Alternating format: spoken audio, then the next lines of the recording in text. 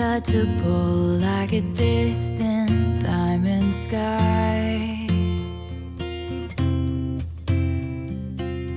I'm reaching out and I just can't tell you why. Na-experience ko po yung kung paano yung pag-flow ng work sa nurse station. Tsaka tinuruan po kami nung senior namin, si Angela Manibo po. Kung paano yung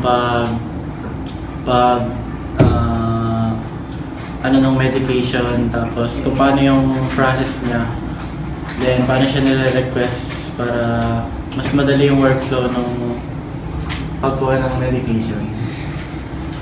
Tapos nanonood din po kami kung paano sila mag-endorse sa isa't isa ng mga nurses po doon. Tapos yun lang po. Nurse po na nakita niyo naman po kami ng maayos, tapos pinakay sa amin sa isa, tapos pin-experience siya rin sa amin. Ganda gawin mo, punta sa registration, tapos may ad, tapos na. Napunta po kasi namin na experience yung ihanap yung pasyente ng gamot. So, yun.